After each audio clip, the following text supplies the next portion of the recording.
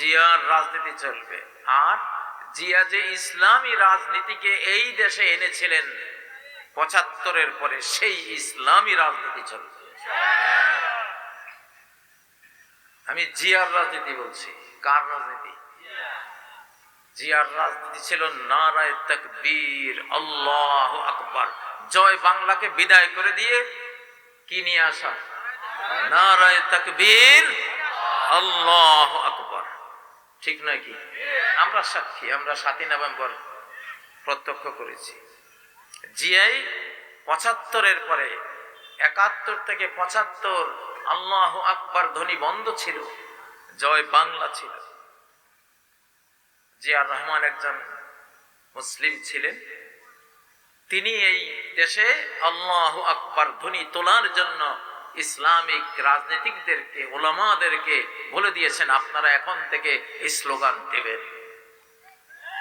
৭ই নভেম্বর ট্যাঙ্কের উপরে, ঢাকায় ট্যাঙ্কের উপরে জনগণ, সৈনিকরা মিলে নারায়ে তাকবীর, আল্লাহু আকবার দিয়ে ঢাকার আকাশ বাতাস সেদিন প্রকম্পিত করেছিল। মুরব্বীরা যারা আছেন তারা সাক্ষী। তাহলে এই দেশে জিয়ার রাজনীতি চলবে। কোন রাজনীতি? তিনি যে ইসলামী রাজনীতিকে প্রমোট করেছিলেন। একটি হলো আল্লাহ প্রেম, ২ বাংলাদেশ প্রেম, ৩ বাংলা ভাষা প্রেম। আমরা বাংলা ভাষা প্রেমিক, তার চেয়ে বেশি বাংলাদেশ প্রেমিক, তার চেয়ে বহু বহু গুণ, অনন্ত গুণ বেশি আল্লাহ প্রেমিক। 3 pillars of politics, বাংলাদেশের বর্তমান রাজনীতির এই 3টি পিলার: বাংলা ভাষা প্রেম, বাংলাদেশ প্রেম, সর্বাধিক সবচেয়ে কঠিন আল্লাহ প্রেম। রাজি আছেন? এটা আমার ওয়াজও, এটা আমার কর্মসূচিও। আমি জানি এই 3 গুণ এবার যার মধ্যে থাকবে, আগামী রাজনীতি বাংলাদেশের তার হাতে আল্লাহ তুলে দেবেন। 3 যোগ্যতা যার কাছে পাওয়া যাবে, আগামী বাংলাদেশ আল্লাহ তাকে তুলে দেবেন ইনশাআল্লাহ। প্রয়োজনে লিখে রাখবেন।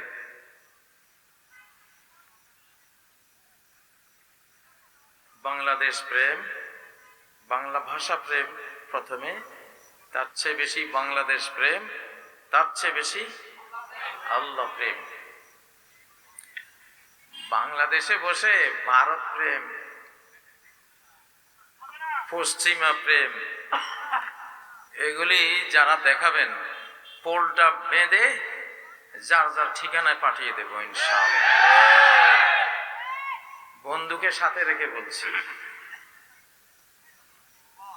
আল্লাহকে সাথে রেখে বলছি। শক্তি আমার না, শক্তি তার। শক্তি কার? আল্লাহ।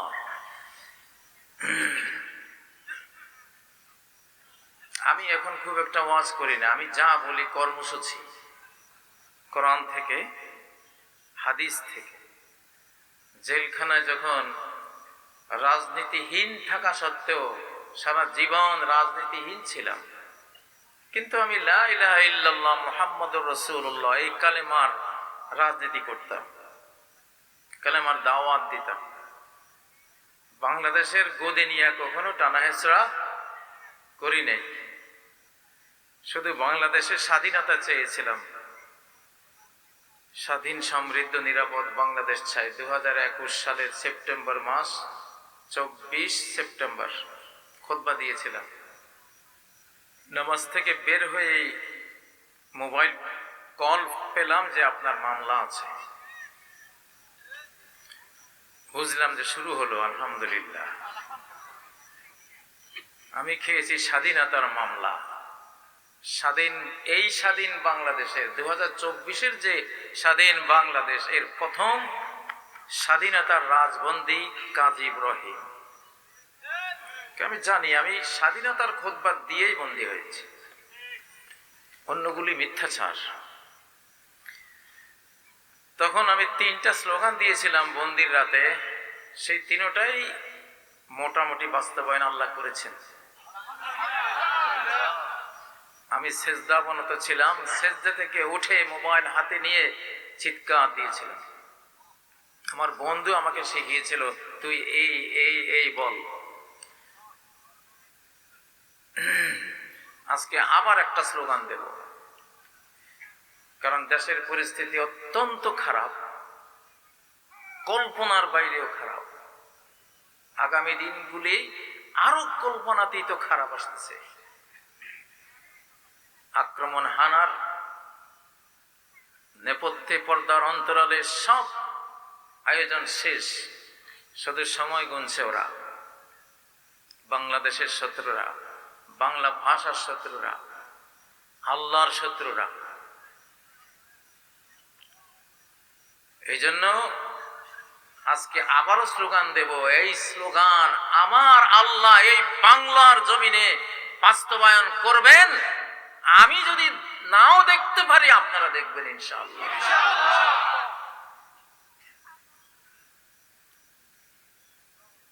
আমরা দুনিয়ার জন্য কাজ করি না, নিজের আত্মপ্রশংসার জন্য কাজ করি না, আমরা কাজ করি আমাদের মালিকের জন্য।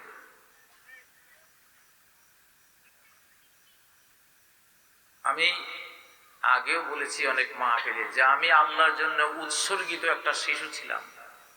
আমার মা বাবা আমাকে আল্লাহর জন্য উৎসর্গ করেছেন।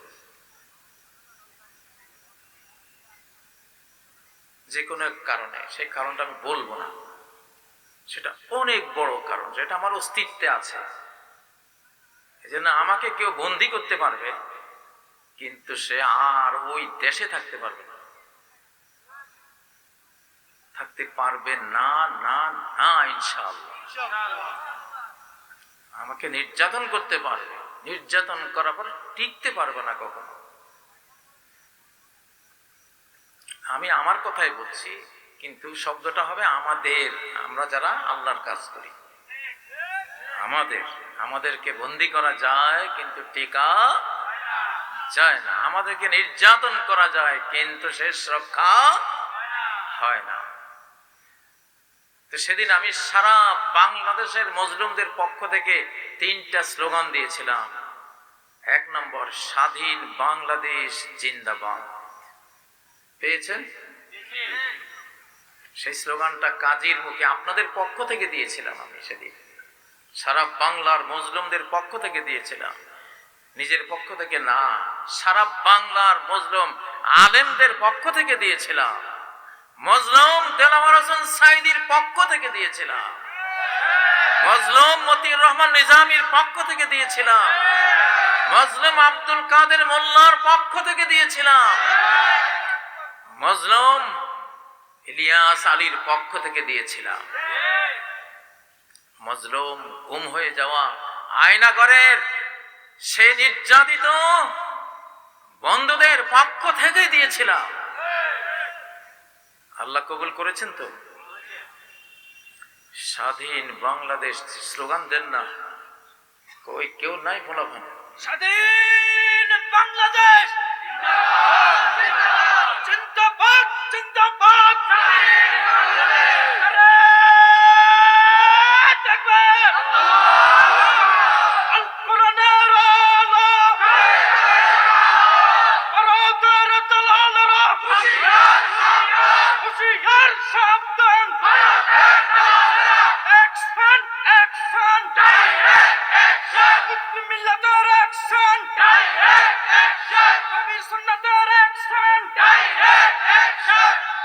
আরেকটা স্লোগান দেই আমি বলবো দুটোটা, ডাইরেক্ট অ্যাকশন, আল্লাহর অ্যাকশন। দাও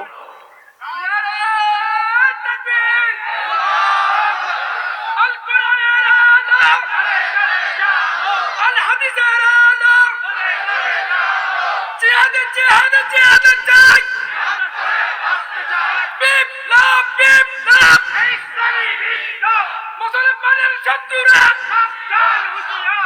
ইসলামের দুশমনেরা হুঁশিয়ার সাবধান।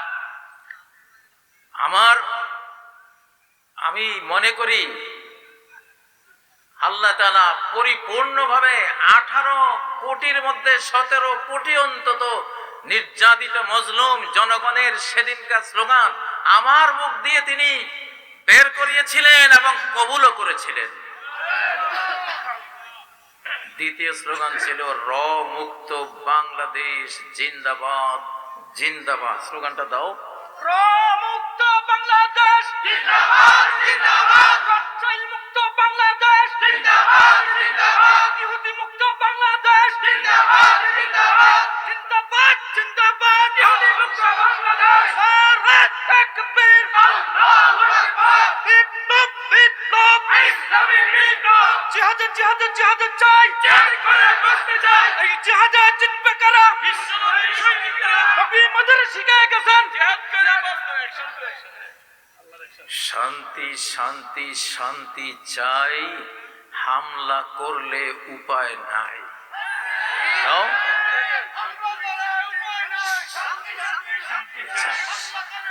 শান্তি শান্তি শান্তি চাই, হামলা করে উপায় নাই।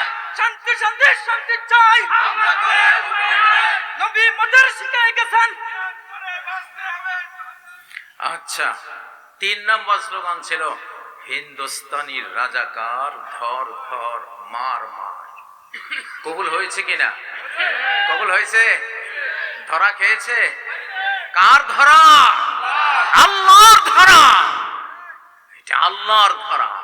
5ই আগস্ট কোন মানুষের কল্পনায় আসেনি, আমাদের কিশোর তরুণদেরও কল্পনায় আসেনি, ওই ফ্যাসিবাদের কল্পনায়ও আসেনি। ফ্যাসিবাদের ব্যাকআপে যেই শক্তি প্রতিবেশীর তাদেরও কল্পনায় আসেনি। কোন কল্পনা যেই আক্রমণকে ধরতে পারে না সেটাই আল্লাহর পরিকল্পনা। وَأَتَاهُمُ الْعَذَابُ مِنْ حَيْثُ لَمْ يَحْتَسِبُوا। শাস্তি তাদের কাছে নিপতিত হয়েছে, এসে পড়েছে এমন ভাবে, এমন পন্থা দিয়ে, এমন প্রক্রিয়া যে তারা কল্পনাও করতে পারেনি। ঠিক নয় কি? আমার জিজ্ঞাসা, 50 জন বিচারক বাংলাদেশ থেকে ভারতে যেতে চেয়েছিলেন কেন? কি প্রশিক্ষণ নিতে যাচ্ছিলেন? জবাব দিতে হবে। আজকে জাতির কাছে জবাব দিতে হবে। রশি মারো টান, লুকা গেল হিন্দুস্তান। রশি মারো টান, লুকা গেল হিন্দুস্তান। আচ্ছা ও ভাইয়েরা, আমি আসতেছি। আমি আজকে যে স্লোগানটা দেব, আমার আল্লাহ যেটা বাস্তবায়ন করবেন, এই বাংলার মানুষ সারা পৃথিবীর মানুষ দেখবে ইনশাআল্লাহ। দেব সেই স্লোগান। কারা কারা চান? আমার এই ইসমে আজম পড়া স্লোগান আমার মালিক কবুল না করলে আমার মুখ দিয়ে তিনি বের করতেন না ইনশাআল্লাহ। অবশিষ্ট সেই স্লোগানটা হলো অবশিষ্ট রয়ের দালাল। আমি দিয়ে লই, অবশিষ্ট রয়ের দালাল। তোমরা রিয়েক্ট কর না, শুনো খালি। আমি স্লোগানটা বলি আগে। অবশিষ্ট রয়ের দালাল, চুপ। অবশিষ্ট রয়ের দালাল, দৌড়ে পালা পেশাব সামাল। অবশিষ্ট রয়ের দালাল, দৌড়ে পালা পেশাব সামাল। দাও এবার।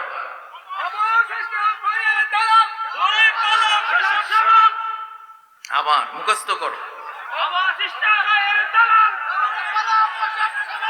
আবার অবশিষ্ট রয়ের দালাল, অবশিষ্ট রয়ের দালাল, দৌড়ে পালা পেশাব সামাল। দৌড়ে পালা পেশাব সামাল।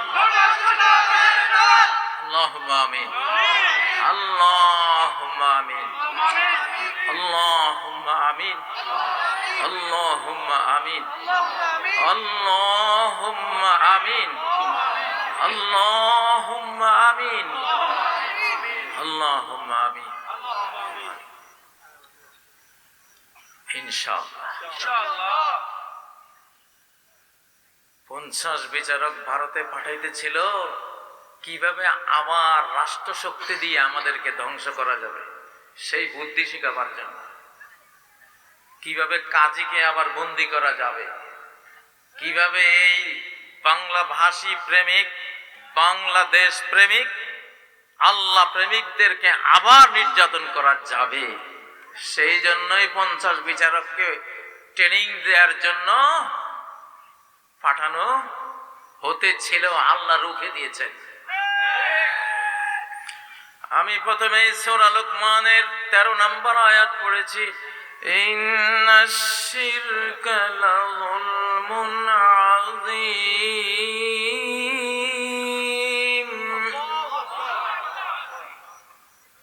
শিরক হলো সবচেয়ে বড় জুলুম, মহাজুলুম।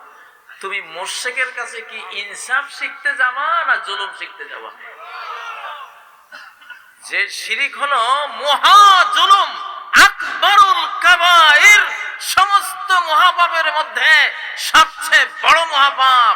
তুমি সেই মহাপাপীদের কাছে, সেই জালিমদের কাছে তুমি বিচারক কি শিখতে যেতেছিলে? জালিমের কাছে ইনসাফ শেখা যায়?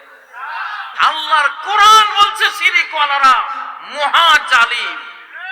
যে শিরক করে তার আগা গোড়া জুলুম, সে সৃষ্টিকর্তার অধিকারের উপরে জুলুম করে, সে সৃষ্টিকে তো তার জুলুমে নাস্তানাবুদ করবেই। তার তো নেশা পেশাই তো এটা, ঠিক নয় কি?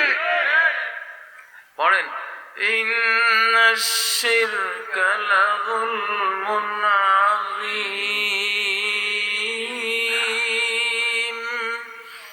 কোন বাংলার বিচারক, বাংলাদেশের বিচারক ভারত যেতে হবে না, না, না, কখনো না। মান্দার গাছ থেকে কি আপেল পাওয়া যায়? মান্দার গাছে গেলে কি পাওয়া যায়? কাঁটা গাছ থেকে কোনোদিন ফুল ফল পাওয়া যায়? হ্যাঁ, মান্দার কাঁটা গাছ, মান্দার কাঁটা, এটার মধ্যে যদি কেউ যাইয়া বলে যে আমি এখান থেকে একটা আপেল ফেড়ে আনবো মান্দার গাছ থেকে, কারা কারা বিশ্বাস করবেন? হ্যাঁ, আলকাতরার কাছে আমি একটু সাদা জামা কেমনে সাদা করা যায় এইটা শিখবো আলকাতরার ড্রামের কাছে, আর সেই আলকাতরার ড্রামের আলকাতরা ঢেলে দিয়ে আমি আমার সাদা জামাকে ফকফকা সাদা করে দেব। কে কে বিশ্বাস করেন? হাত তোলেন। হ্যাঁ, ও ভাইয়েরা, নবীর উপরে জুলুম করেছিল কারা? তাব্বাত ইয়াদা আবি লাহাবিন ওয়া তাব। কার ব্যাপারে নাযিল হয়েছে? আবু লাহাব। শিরিককারী, কি কারী? মূর্তি পূজারী, লাত মানাত উজ্জা পূজারী, ঠিক না? তার কাছে কোনো ইনসাফ শিকার কিছু আছে? আছে? আবু জাহাল তাদের হেড অফ দ্য ডিপার্টমেন্ট, একটা এতিমের মাল জোর করে নিয়ে অস্বীকার করতেছিল। এতিম যখন নবীজির কাছে অভিযোগ দিল, নবীজি তার কাছে মাল চাইতে গেলেন, আবু জাহাল তাকে মারতে পরিকল্পনা করলো। আর আল্লাহ বললেন, যদি সেদিন আবু জাহাল নবীর উপরে হাত বাড়াতো, আল্লাহর ফেরেশতারা তার এক একটা অঙ্গ প্রত্যঙ্গ ছিন্ন ভিন্ন করে দিত। ও ভাইয়েরা, সূরা আনআমের 82 নম্বর আয়াতে আল্লাহ বলেন, আল্লাযীনা আমানু ওয়া লাম ইয়ালবিসু ঈমানাহুম বিযুলমিন উলাইক। যারা ঈমান এনেছে, ঈমানের সাথে কোনো শিরিক একসাথ করেনি, উলাইকা লাহুমুল আমন, এদের জন্যই রয়েছে নিরাপত্তা। وهم মুহতাদুন, এবং তারাই হেদায়েত প্রাপ্ত। তারা কি প্রাপ্ত? হেদায়েত প্রাপ্ত। তারা হেদায়েত প্রাপ্ত। প্রিয় ভাইয়েরা, আমাদের বাংলাদেশে বর্তমানে কি রাজনীতি চলা উচিত? আমি একটু বলে দেই আপনাদেরকে। এই দেশে জিয়ার রাজনীতি চলবে। এক নাম্বার, জিয়ার রাজনীতি চলবে। আর জিয়া যে ইসলামী রাজনীতিকে এই দেশে এনেছিলেন ৭৫-এর পরে, সেই ইসলামী রাজনীতি চলবে। আমি জিয়ার রাজনীতি বলছি। কার রাজনীতি? জিয়ার রাজনীতি ছিল নারায়ে তাকবীর, আল্লাহু আকবার, জয় বাংলাকে বিদায় করে দিয়ে কি নিয়ে আসা? নারায়ে তাকবীর, আল্লাহু আকবার। ঠিক নয় কি? আমরা সাক্ষী, আমরা ৭ই নভেম্বর প্রত্যক্ষ করেছি। জিয়াই ৭৫-এর পরে ৭১ থেকে ৭৫ আল্লাহু আকবার ধ্বনি বন্ধ ছিল, জয় বাংলা ছিল। জিয়াউর রহমান একজন মুসলিম ছিলেন।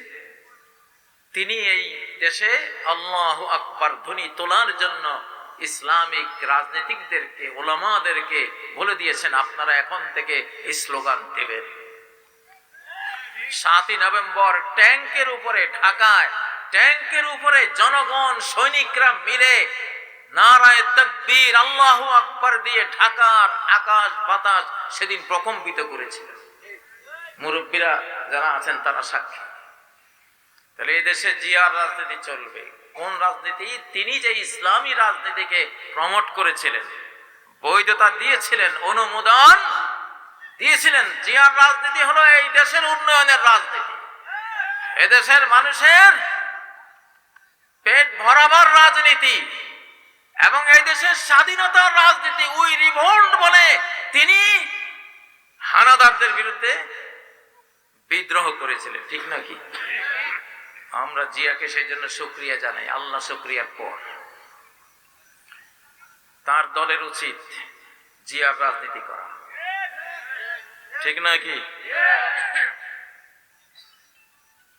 আর যেটা চলবে এই দেশে ইসলামী রাজনীতি, জিয়ার দলেরও উচিত এই ৩টা পিলার রক্ষা করা।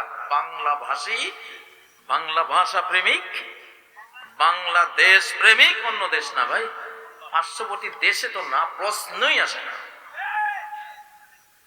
আমি পার্শ্ববর্তী দেশের বিরুদ্ধে আমি দুশ্মনী করি আল্লাহর কারণে, কারণ তারা আল্লাহর সবচেয়ে বড় শত্রু এই যুগে। তাদের মতো এত মূর্তি আল্লাহর ইবাদতের জায়গায় কোন জাতি তৈরি করে। আমরা আল্লাহর কারণে, আমি ব্যক্তিগতভাবে আল্লাহর কারণে ওদের সাথে দুশ্মনী পোষণ করি, কারণ তারা আমার আল্লাহর দুশ্মন, তারা আমার বন্ধুর দুশ্মন। এই জন্য আমি অটোমেটিকলি তাদের দুশ্মন, চিরকাল এই অবস্থায় থাকবো। হ্যাঁ, যদি তারা বলে না ঠিক আছে, আমরাও আল্লাহকে আল্লাহর হক দিতে রাজি, আমরাও আল্লাহকে সেজদা দিতে রাজি, সেদিন থেকে আমারও তাদের সাথে দুশ্মনী খতম হয়ে যাবে ইনশাআল্লাহ। ও ভাইয়েরা, আমরা ইউনাইটেড বাংলাদেশ চাই। কি চাই? ইউনাইটেড বাংলাদেশ চাই। অনেকে আমাদের মধ্যে যেইভাবে রাজনীতি করা শুরু করেছেন, তারা বুঝতেছেন না যে এর পরিণতি কি হবে। বাংলাদেশের অখণ্ডতা ধ্বংস হয়ে যাবে। বাংলাদেশকে ঐক্যবদ্ধ রাখতে হলে, আমাদের মা বোনদের ইজ্জত রক্ষা করতে হলে, আমাদের মসজিদ মাদ্রাসা রক্ষা করতে হলে, আমাদের জীবন রক্ষা করতে হলে, এখন ওই ৩টা থিম, ৩টা পিলার, ৩টা স্লোগান দিয়ে রাজনীতি বহাল রাখতে হবে। ঠিক না বে ঠিক? প্রিয় ভাইয়েরা, আমি আপনাদের কাছে আজকের এই মাহফিলে আবার বলছি, আবার রাষ্ট্র শক্তি দিয়ে আমাদেরকে জুলুম করার পায়তারা করা হচ্ছে। ওই রেজিম যেমন মামলা দিয়েছিল, নতুন করে কিন্তু আবার সেই ষড়যন্ত্র হচ্ছে, সুযোগ পাচ্ছে না এখন। এই জন্য স্লোগান দিলাম, আমাদের অতীত নির্যাতনের কারণে তোমাদের মাথা এই দেশ থেকে বহিষ্কৃত হয়েছে। আবার যদি রাষ্ট্র শক্তি দিয়ে জুলুম শুরু করো, এবার তোমাদের বডি বাংলাদেশ থেকে নিক্ষিপ্ত হবে দিক দিগন্তে, ঠিক নয় কি? কেউ থাকতে পারবে না ইনশাআল্লাহ। কোন রয়ের দালাল, অবশিষ্ট কোন ফ্যাসিবাদী, অবশিষ্ট কোন বাংলাদেশ বিদ্বেষী এবং ভারত প্রেমিক এই বাংলাদেশে আমরা আমাদের আল্লাহ থাকতে দেবেন না, আমরা জানি ইনশাআল্লাহ। সেই বলেই কথাটা বললাম। আজকে স্লোগানটা লিখে রাখবেন। কি স্লোগানটা দিয়েছিলাম? অবশিষ্ট রয়ের দালাল দৌড়ে পালা, পেশাব সামাল। ওই খেপেছে বাংলা মায়ের দামাল ছেলে, ক্রুদ্ধ টালমাটাল উত্তাল উন্মাতাল। কি? ওই খেপেছে বাংলা মায়ের দামাল ছেলে। কি তারপরে? কি? ক্রুদ্ধ টালমাটাল উত্তাল উন্মাতাল। আমরা এখন যুদ্ধের মোড়ে পাগল হয়ে যাব। পাগল মানে ওই ম্যাড হাউজের পাগল না, বুদ্ধিমান পাগল। কি পাগল? বুদ্ধিমান পাগল হব। জীবনটা হাতে নিয়ে নেব ইনশাআল্লাহ। আমাদেরকে নিয়ে নতুন করে কোনো ষড়যন্ত্র করিস না, যদি বাংলার জমিনে কেউ থাকতে চাস। ঠিক না বে ঠিক?